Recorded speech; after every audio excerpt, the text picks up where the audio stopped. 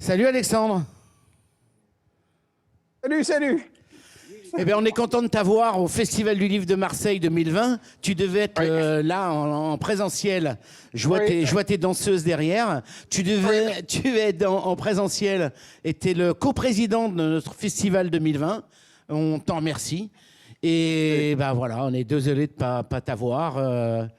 On se verra, je pense, physiquement après les fêtes de Noël, si les fêtes de Noël ne les mettent pas en mars, quoi. Quand on redeviendra normaux. Ouais. Voilà, lorsqu'on sera sorti de la folie. On est très content de parler de ton livre avec Elsa Charbit qui va recommencer cette demi-journée avec nous aurons 5 auteurs après toi. Donc, je t'embrasse et puis à très vite. Et je te laisse avec Elsa. Je suis dans un endroit extrêmement bizarre parce que c'est un château qui appartient à une association, un éditeur jeunesse qui vend des millions d'albums jeunesse à 80 centimes dans toutes les banlieues où il n'y a pas de marché du livre, dans toutes les campagnes où il n'y a pas de marché du livre. Et il a acheté ce château, donc parfois il débarque des associations, donc il peut y avoir un campement rome qui peut surgir, on ne sait pas ce qui va surgir. C'est l'endroit le plus surréaliste du monde. D'ailleurs, on voit le propriétaire qui est en tenue jaune, qui est un éditeur jeunesse. Voilà. Ça se voit d'ailleurs. Remarquez, c'est original, Alexandre Jardin. Je suis ravie de vous retrouver. On va parler bien sûr de votre livre française, Alexandre Jardin, qui est paru aux éditions Albin Michel. Vous nous surprenez. Moi, ça fait 30 ans que je vous suis, depuis Le Zèbre, je pense. Vous me surprenez à chaque fois. Et là encore, ne serait-ce que par le lieu que vous avez choisi pour cet interrogatoire. Je crois que c'est là. Vous avez vu, j'ai dit interrogatoire, on dirait interview. Ça veut dire beaucoup. En tout cas, j'ai jamais fait d'interview. Vu l'ambiance dans laquelle on vit en ce moment en France. Ça correspond bien, hein. J'ai donné le ton de française avec ça. C'est vrai que depuis 20 ans, vous avez un très fort engagement civique et social. Et c'est la France populaire invisible dont vous avez voulu nous parler dans ce livre. Je voudrais juste lire une phrase de vous. « Je n'écrirai plus aux dépens du réel, seulement pour le compte de gens simples, privés de vie simple, le romanesque de l'ordinaire, ces vies infimes qu'on ne regarde pas. » Alexandre Jardin, que vous est-il arrivé pour avoir envie d'écrire comme ça? Depuis 20 ans, l'engagement civique, c'est toute ma joie. C'est-à-dire que pour moi, être citoyen, ce n'est pas aller voter. Il faut voter de temps en temps. Mais c'est surtout ne plus être tout seul. Arrêter d'être seul. Et donc là, si on est aujourd'hui dans des locaux qui appartiennent à une association qui est une maison d'édition associative, c'est parce que j'ai vécu avec des gens comme ça pendant 20 ans. On a monté des programmes civiques pour réparer les grandes fractures du pays. Alors, on a monté un programme qui s'appelle Lire et faire lire, qui marche dans les 100 départements, qui embarque 20 000 personnes à la retraite qui viennent transmettre le plaisir de la lecture. Et aujourd'hui, jusqu'au confinement, on faisait, le premier jour du confinement, on faisait encore lire 750 000 enfants par an. Magnifique. Et donc, au cours de toutes ces années, le rêveur que j'étais au départ, vous parliez du Zèbre, tout à coup s'est rendu compte que le très grand roman, c'était tout simplement le roman du réel. C'était ce qui se passait à l'intérieur de notre société qui est incroyablement féconde. Regardez par exemple ce jardin. Ah oui, c'est magnifique. Et la démarche est très belle. La démarche est très belle. La dernière fois que j'ai mis les pieds ici, il y avait un camp rome et des fiestas à n'en plus finir jusqu'à 4 heures du matin. Impossible de dormir. Le monde a changé. Le monde a changé. Et donc, Alexandre Jardin a compris ce changement. Vous avez changé avec ce nouveau monde. En tout cas, ce qui est sûr, c'est qu'on retrouve votre façon d'écrire, un peu plus, mais toujours aussi envoûtante. On n'arrive pas à lâcher le livre. Mais cette fois-ci, vous avez décidé d'écrire au féminin. Est-ce que ça a été simple, Alexandre? Mais dans tous ces mouvements civiques, j'ai vu que le gros du changement du pays était essentiellement porté par des femmes. Je parlais de Lire et faire lire. À Lire et faire lire, les femmes, c'est plus de 90% des 20 000 bénévoles. C'est-à-dire qu'on se rend compte que dès qu'on parle d'action, on bascule en fait dans un monde féminin. Dès qu'on parle action terrain, action associative, engagement très concret, globalement, ce sont les femmes qui le font. Et si j'ai écrit Française à travers, en faisant parler une femme, c'est parce que le siècle nouveau qui se met en place, c'est un siècle de filles. Vous débarquez vraiment à la tête de ce changement très concret, quoi.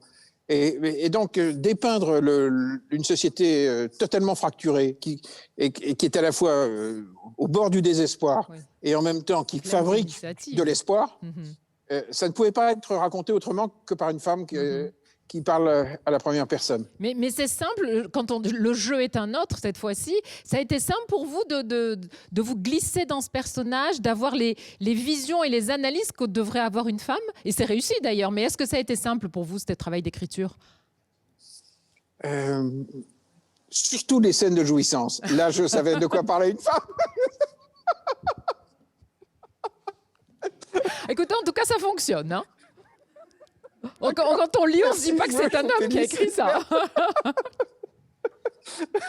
Vous vous êtes bien amusé, en fait. Hein. Vous vous êtes bien amusé, hein, je crois, en écrivant ce livre Oui, aussi. mais en même temps, c'est un roman très violent. Bien sûr, parce que, mais parce l'écriture... que la réalité sociale...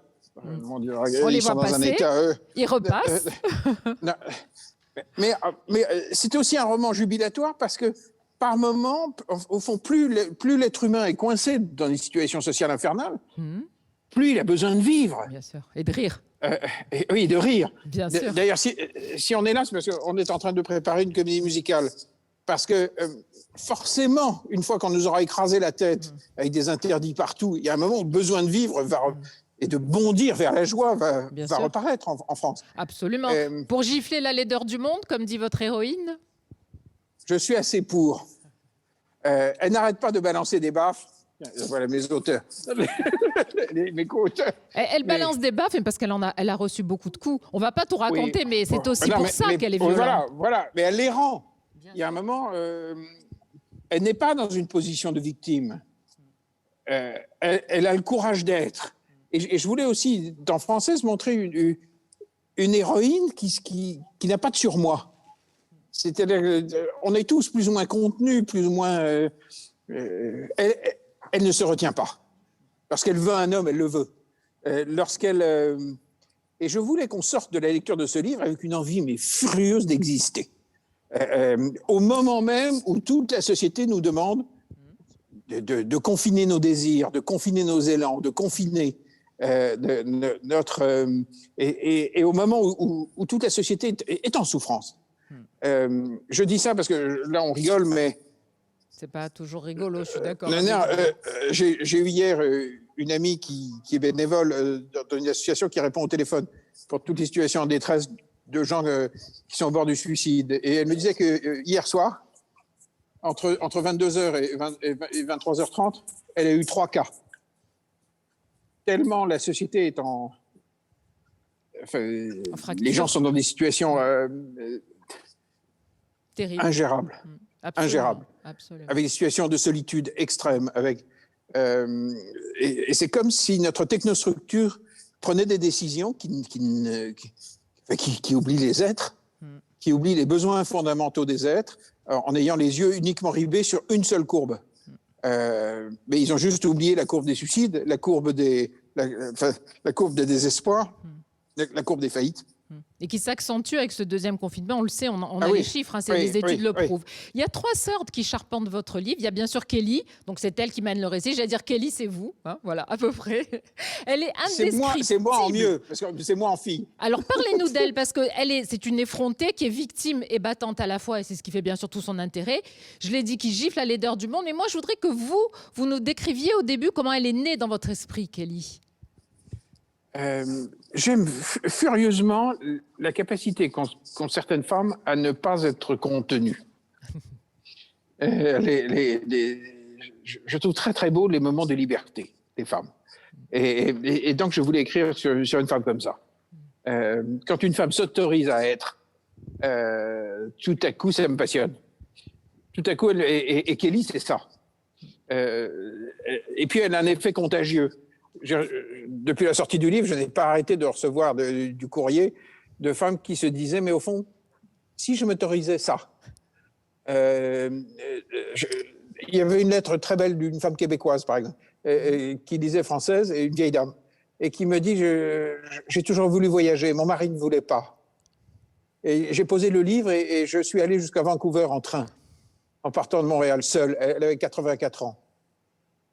Et c'est tout ce que j'aime, c'est d'écrire de la littérature qui donne à une vieille dame de 84 ans le courage de dire à son mari, si tu veux pas bouger, moi je vais bouger.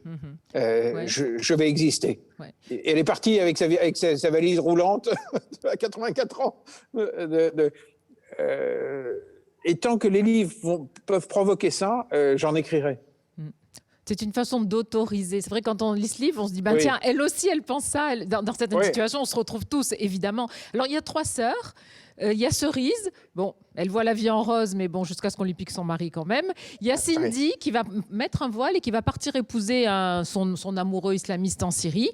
Et il y a bien sûr Kelly. Ces 3 femmes symbolisent un petit peu la femme française d'aujourd'hui, celle que vous rencontrez, que vous rencontrez depuis 20 ans, vous arpentez un petit peu toutes les villes. C'est ça, les femmes françaises, c'est un peu tout ça à la fois. C'est pas uniquement ça, mais c'est aussi ça. Ces trois destins. Parce qu'en fait, elles ont toutes de très beaux mobiles, même si elles se perdent. C'est vrai. Elles ont une forme de pureté et elles ont envie d'exister à voix haute. Alors elles peuvent se perdre. Et c'est vrai que je trouve les femmes aussi belles quand elles se perdent que quand elles se trouvent. Parce que ça veut dire qu'elles essayent. Même si elles se plantent complètement. Ce qui me semble, au fond, le pire, c'est de ne pas essayer de vivre. Alors évidemment, je ne suis pas d'accord avec un certain nombre des comportements de mes 3 héroïnes. Bien sûr. Mais elles essayent de vivre. Et ce qui me frappe le plus dans le comportement des femmes en ce moment, c'est que même si on est dans une société complètement bloquée, complètement invivable, complètement normée par des fous, je veux dire, vraiment par des dingues, elles ne lâchent pas. C'est que même quand il n'y a pas d'argent à la maison, bizarrement, les gosses bouffent. Elles trouvent. Il y a une sorte de vitalité inarrêtable. Et j'ai écrit Française pour montrer à la fois cette société comprimée, c'est invivable ce que vivent ces 3 sœurs. C'est du roman social. Mais elles essaient en tout cas. Il faut essayer de se perdre. En tout cas, il faut accepter de se perdre peut-être pour se trouver. C'est ça que vous voulez nous dire. Oui, il faut accepter d'exister. Absolument. C'est vrai que cette France, on le comprend hein, dans vos propos, vous êtes très en colère en fin de compte sur le pays dans lequel vous vivez aujourd'hui. Vous évoquez la bureaucratie, la violence, la pauvreté. Vous parlez de ces élus qui sont loin de Paris et oubliés parfois cette décentralisation qui n'en est plus. Tout cela vu de Normandie, il faut quand même le dire. C'est une région que vous n'avez pas choisie au hasard, Alexandre Jardin. Non, parce que d'abord je la connais. C'est une bonne raison déjà. Je la connais, j'en suis originaire. Jardin, ça vient de Normandie. Et puis c'est une région qui est complètement contrastée. C'est-à-dire que pour le Parisien un peu huppé, la Normandie, c'est Deauville. C'est Deauville, voilà, exactement. Alors que ce sont des départements qui sont souvent socialement complètement sinistrés.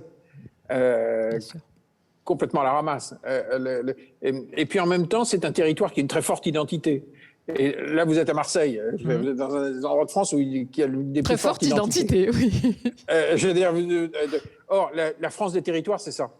Mais j'aurais pu situer ce roman à Marseille. Ce que je voulais, c'était le situer dans un endroit à forte identité. Parce que le pays ne se réveille en ce moment que par ses territoires. Vous voyez bien toutes les gueulantes que les élus de votre région ont poussées. C'était enraciné dans un réel où tout à coup les élus du territoire ont dit non, mais ça va pas la tête. Notre réalité ne correspond pas à vos raisonnements. Nous vivons dans le réel. Et quand j'ai écrit Française, je voulais que ce soit écrit depuis un réel fort, un territoire. Et c'est ce que vous avez choisi, et la Normandie. Et du coup, on sent bien cette difficulté des territoires à se faire entendre et à montrer la réalité de leur quotidien. Vous le décrivez très très bien. On voit cette difficulté aussi de vos personnages. Alors des personnages, il y en a plein. Et alors vous n'épargnez pas les journalistes, hein, c'est le moins qu'on puisse dire. Et le journaliste parisien qui est un personnage haut en couleur, Pierre Esprit Sauvage. Déjà, il a un nom qui est tout un programme. Qu'est-ce qui symbolise pour vous ce personnage, Alexandre Jardin ? D'abord, il vient de province. Il joue au Parisien, comme une grande partie des gens à Paris. Mais en fait, très souvent, on a des racines. Et il s'est efforcé de les oublier. Et puis, en face de cette femme, il va les retrouver. Il va se réveiller, et puis il symbolise aussi tout le fonctionnement. Oh là là, je regarde mes co-auteurs qui deviennent fous derrière. On les suit en même temps. Non, mais vous vous rendez compte? Mais qu'est-ce qu'ils font? Regarde. Ils sont totalement fous. Mais ils symbolisent aussi l'incroyable cynisme de notre système. Il y a un monde de l'information à Paris qui est complètement ailleurs, quoi. Qui est complètement hors jeu. Or, regardez, je vous parlais là de ce qui est en train de se produire avec ce que tous les psys savent en ce moment, ce que tous les psychiatres, toutes les urgences psychiatriques, de l'état du psychisme des Français en ce moment. Qui est calamiteux. Il y a un niveau de malheur et de tension psychique.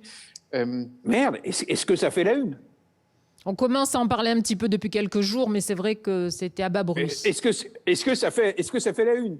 C'était les vérités émotionnelles dans lesquelles notre peuple vit sont incroyablement absentes du débat parisien. Et dès que vous avez le moindre sourcil d'un ministre ou d'un sous-ministre qui fait une com, tout à coup, vous avez tout le système qui se met en route. Au lieu d'aller regarder le réel. Et le réel, moi, honnêtement, je le retrouve beaucoup plus aujourd'hui dans la presse régionale.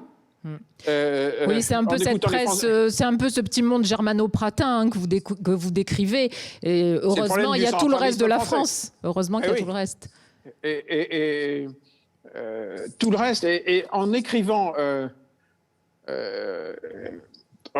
française, à un moment, je me suis souvenu de cette scène incroyable où j'avais embarqué à Bercy des notaires qui venaient de nos territoires et qui étaient fous furieux face à cette réforme qui était faite pour les grands notaires parisiens, quoi. Et j'avais arrangé un rendez-vous et il y avait un directeur de cabinet du ministre de l'économie qui me dit ils sont en retard. Je dis oui, mais ils arrivent d'où? Et je dis de Nantes.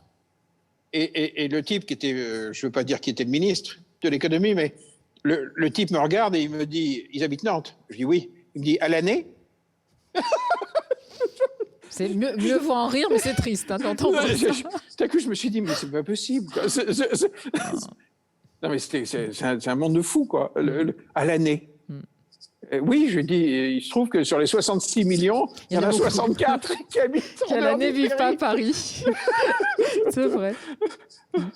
Et d'ailleurs, ce qui est attachant dans votre livre, c'est qu'on retrouve cette France des petites villes ou des petits villages. Il y a des personnages comme le Dudule, qui est l'idiot du village, que nous, en Provence, on connaît bien ce genre de personnes. Il y en a dans tous les villages. Ah non, on l'appelle le simplet, mais c'est la même chose. Il y a Zazou, la femme du CRS, parce que vous parlez de tous les points de vue. Vous parlez aussi de la violence qui est faite aussi à la police pendant les manifestations. Oui, voilà, vous ne donnez pas qu'une seule vision des choses. Et ça, c'est important. C'est cette France que vous avez parcourue pendant 20 ans qui vous a enfin ouvert les yeux, j'allais dire. Vous ne vous doutiez pas de tout cela avant de la parcourir et de rencontrer tous ces gens? Il y a 20 ans, non. L'auteur de Fanfan ou du Zèbre est un pur produit du pari de la chance.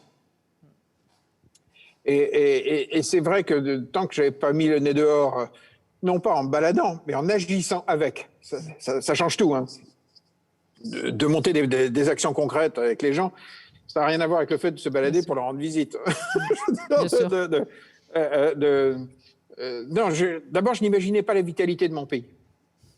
Je n'imaginais pas, sur les 400 programmes que vous trouvez, par exemple, qu'on a rassemblés sur la plateforme Bleu Blanc Zèbre, qui sont des programmes efficaces, performants, qui règlent des fractures. Vous en avez peut-être 390 qui viennent de nos territoires. C'est-à-dire qu'en fait, la fécondité... Non, mais c'est dingue. C'est-à-dire que l'invention en France, ça vient des territoires. Et en écrivant en française, je voulais montrer ça. La ruralité en France est en train d'inventer des solutions qui ne peuvent pas venir de Paris. Elle est en train les maires ruraux en France ont une créativité absolument incroyable, parce qu'ils n'ont pas le choix. C'est vrai. C'est vrai. Ils n'ont pas le choix. Sans compter que cette crise sanitaire a peut-être accéléré les choses.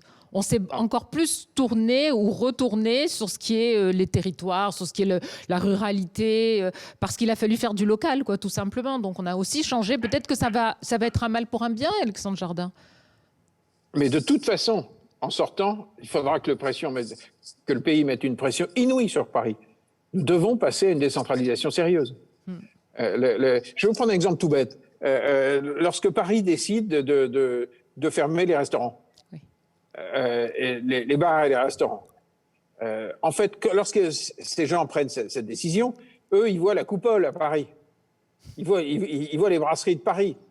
Ils ont juste oublié que ça fait 30 ans, 40 ans que des communes rurales font un effort incroyable pour maintenir et pour ouvrir des cafés et des restaurants en zone rurale, mais à force du poignet. Et qu'en faisant ça, ils en ont condamné l'essentiel. Ce sont des établissements qui ne vont pas rouvrir. Absolument. Je veux dire, parce qu'ils ont fait faillite, parce qu'ils se sont découragés, parce que cette décision, c'est une décision de Parisiens hors sol, qui se foutent totalement de la ruralité. Qui n'en ont même pas conscience. Je ne pense pas que ça doit s'en foutre. C'est simplement qu'ils oublient de prendre cette dimension également, de mettre à égalité tous ces positionnements. Et pas seulement Paris. C'est aussi grave. C'est aussi grave. Vous avez raison. Oui, mais c'est encore pire. Oui, c'est aussi grave. C'est encore pire. C'est-à-dire qu'ils ne les calculent pas. Au moment où ils prennent ce genre de décision, personne dans le bureau ne se dit, mais en fait, ça va être appliqué comment dans nos villages? C'est vrai. Et dans nos villages... Or, dans la ruralité, vous avez plus du tiers du pays. Le tiers de notre nation. C'est pour ça que j'ai voulu situer le roman française dans un territoire rural. Et du coup, si je vous dis que quand on vous lit, on a l'impression de se retrouver dans les grands romans populaires du 19e siècle, ça vous fait quoi? Moi, parfois, je pensais à Zola. Je suis une grande fan de Zola, mais c'est triste. Ça veut dire qu'on aurait presque fait marche arrière. Ça veut dire que la littérature, elle est là pour aller voir là où on ne regarde pas. Où ça fait mal. Là où ça fait mal. Or, Paris, lorsque Paris pense parler du peuple, on fait des films, par exemple, sur les cités. Alors, je ne dis pas qu'il ne faut pas faire des films sur les cités. Je dis que la France populaire ne se résume absolument pas aux cités. C'est une petite partie. C'est 6 millions de gens. C'est énorme, hein, mais il reste un énorme peuple derrière. Tout le reste. Et au fond, ou alors Paris fait des livres, ou imprime des livres, ou fait des films sur le quart monde. Mais aujourd'hui, le fond du problème, ce sont juste les classes populaires, les gens normaux. Aux portes de chez nous. C'est aux portes de chez nous. Les gens, quoi. Et c'est le boulot des écrivains d'aller faire ça. Et c'est ce que vous faites. Et c'est ce que vous faites avec ce livre. Mais je me suis laissé dire qu'il y aurait peut-être une suite, qu'on allait continuer à suivre Kelly, que Kelly va évoluer, comme va évoluer la société. Peut-être, c'est déjà, vous y êtes déjà à commencer le deuxième tome. Alors, je me suis arrêté au milieu j'ai écrit les 3/4 du tome 2, mais il y a eu plein de changements dans ma vie qui font que pour l'instant, je l'ai posé et je vais écrire autre chose. C'est très bizarre. Ça ne se contrôle pas, un livre. Ça ne veut pas dire que ça ne sortira pas un jour, mais pour l'instant, j'ai été aspiré ailleurs. Mais comme si je suis là avec les zigotos qui tournent derrière, on sent bien qu'il va falloir préparer, après cette phase sombre, il va falloir que la joie redémarre, que la fiesta française redémarre. Et donc, c'est aussi ça ce qu'on est en train de préparer. Mais au fond, plus c'est négatif, plus j'ai envie de préparer le réveil. Oui, mais bon, il faudra quand même terminer le deuxième tome parce que nous, on l'attend. Hein, on veut savoir ce que devient Kelly, évidemment. Hein, quand ça prend la tournure, le rythme et la dynamique d'une saga. Donc, on attend forcément que vous vous mettiez à la suite. Donc, il faudra nous en faire la promesse quand même. Hein. Je vais m'y remettre cette nuit. Bon, tu sais, cette nuit, c'est très bien. Je voudrais avant qu'on se sépare, Alexandre Jardin, je voulais qu'on revienne sur... vous avez parlé de la fermeture des restaurants, mais moi, je voudrais qu'on parle de la fermeture des librairies. Alors, Dieu soit loué, elles ont réouvert, bien évidemment. On vous a vu monter au créneau. On vous a vu, surtout sur le fait que ce ne soit pas considéré comme des commerces essentiels. On vous a vu, entre autres, avec Didier Van Covelart, qui va... La transition est parfaite, puisque juste après vous, je recevrai Didier Van Covelart sur ce plateau en présentiel. Il sera à côté de nous. Je voudrais que vous nous parliez de votre colère, parce que la littérature, vous venez de le dire, il faut qu'elle réveille la France aussi. Ça sert aussi à ça, la littérature. Ça vous a beaucoup étonné qu'on puisse fermer les librairies? Mais on faisait partie des seuls pays en Europe qui assez cinglés. D'abord pour laisser des gens qui n'avaient le sens de rien décider ce qui est important et ce qui ne l'est pas. À un moment, on était dans une réunion d'éditeurs et tout à coup, Sylvain, l'écrivain voyageur, Tesson, Sylvain Tesson.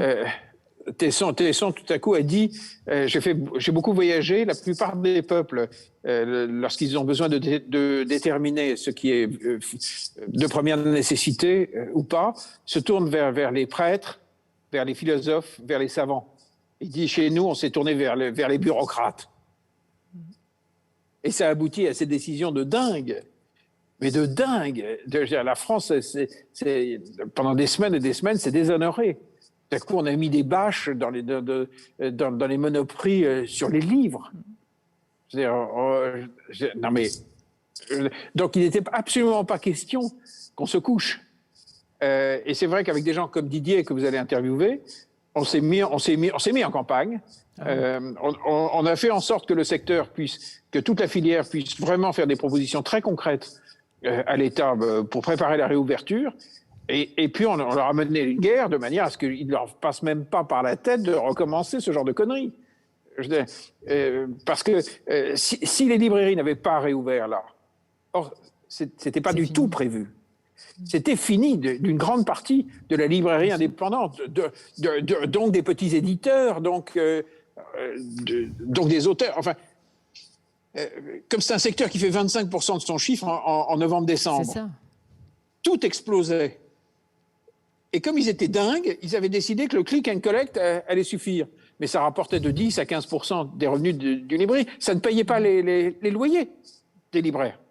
Donc il fallait se battre pour eux. Et l'homme que vous allez interviewer après moi, il s'est conduit comme un prince. Mais comme un prince. Lorsqu'on a su qu'une libraire était verbalisée, Didier spontanément m'a dit « Mais moi, je paye le PV ». Et je lui ai dit « Moi, je payerai le suivant. On va demander à des copains écrivains et on paiera ». Ça a été efficace d'ailleurs, hein, du coup. Mais le plus drôle, c'est que finalement, tous ceux qui ont résisté ont plus vendu parce que la population de leur ville les a soutenus. Comme quoi, il faut toujours être courageux. Mais toujours être courageux. À un moment, ça déclenche des alliances, ça déclenche de l'énergie. C'est vrai. Alors que si on se couche, ben, on crève. Bah, on a toujours à temps de se coucher, on peut déjà se battre, après on voit ce que ça donne. Oui, voilà. Alexandre Jardin, pour terminer ce livre que je remonte bien évidemment Française, votre dernier roman, c'est pas simple de faire la promotion d'un livre quand on ne peut pas aller à la rencontre des libraires, quand on ne peut pas aller à la rencontre des lecteurs. Comment vous le vivez, vous, personnellement? Je sais c'est une question plus personnelle, mais c'est intéressant de voir comment vous le vivez. Alors, très mal. Très mal. Française, j'ai réussi à trouver quelques libraires à l'époque qui n'ont pas eu la trouille. Donc on s'est organisé, évidemment on a respecté les distances, mais d'une manière générale, il ne faut pas accepter la connerie. La non-vie, le refus de la vie.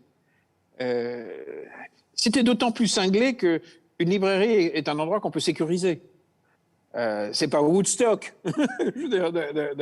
Donc on pouvait être parfaitement prudent et responsable. Moi, malgré tout, j'ai été voir des gens. En faisant évidemment attention. Mais les écrivains ne sont pas là pour appliquer les lois stupides. Ils sont là pour faire bouger les débats. Lorsque nous perdons le sens, et surtout le sens de notre identité nationale. Or, la place du livre est absolument centrale dans l'identité française. c'est pas quelque chose qu'on peut négocier. Et si quelques bureaucrates l'avaient oublié, on était prêt à leur coller des fessées. Parce qu'au fond, aucun pouvoir n'est assez légitime pour mettre en danger une librairie. C'est-à-dire pour fermer le clapet à Rabelais. Mais qui sont-ils pour arrêter cette chaîne historique qui fait que tout à coup, une librairie, c'est la maison de Victor Hugo, quoi. Alors que le petit bureaucrate, il est là pour de passage, pas Victor Hugo. Oui, et puis sans compter que sans les conseils des libraires, des livres nous échapperaient, puisque il y a tellement de livres publiés, à part ceux dont on nous parle régulièrement dans les journaux, mais ce ne sont pas tous, malheureusement. Et si on n'a pas le contact avec le libraire, comment savoir? Et puis la littérature jeunesse. La littérature jeunesse. Qui vous tient à cœur. Rigoler avec, mais oui, mais avec le click and collect. C'était n'importe quoi. Qui achète un album jeunesse sans l'avoir palpé, sans le regarder? Ça n'existe pas. Ça n'existe pas. Là, j'en ai un qui sort, que j'adore, qui s'appelle Le Petit Zubial, chez Gauthier Langros, avec un dessinateur de génie qui s'appelle Fred Muletier. Mais personne ne va lire Le Petit Zubial en le commandant comme ça. Ça se palpe. Ça s'ouvre et ça saute aux yeux. Bon, alors vous allez nous faire 2 promesses pour terminer cette interview. Alors la première, c'est qu'on vous revenez très vite à Marseille parce que vous devez rencontrer les élèves qui devaient vous rencontrer. Donc on espère au mois de janvier, François David y tient, il vous attend avec impatience. Et puis très vite venir à la rencontre des lecteurs, parce que si les libraires ont besoin de vous, les lecteurs aussi, et j'ai toujours entendu les écrivains dire que ce que leur disent les lecteurs nourrit aussi leur écriture ensuite. Et ça apporte quelque chose, donc on a tous besoin de ces rencontres. Surtout que mes lecteurs sont à moitié fous. Ça tombe bien. Ça tombe bien. Merci beaucoup Alexandre Jardin. Tous les livres, bien sûr, vos livres sont à acheter sur le site du Festival du Livre de Marseille. Les dédicaces sont possibles. Bien évidemment, les livres seront à retirer à la librairie Prado Paradis une fois dédicacés à partir du 21 décembre. Donc, je gage que ce livre, vous allez devoir le dédicacer pas mal de fois. Merci beaucoup Alexandre Jardin. On vous rend à votre très beau décor et à vos amis. Et merci d'avoir été avec nous. On va bosser. Merci, au revoir. Embrassez Didier. Vous pouvez compter sur moi, ça sera fait dans 5 minutes. Merci beaucoup. Voilà, on se sépare, donc on quitte Alexandre Jardin, on fait une petite pause. Je vous donne rendez-vous dans 5-8 minutes maximum. Allez, une dizaine de minutes. On va retrouver Didier Van Covelart pour son livre et on aura encore l'occasion de parler de l'amour des librairies. Merci, à tout de suite.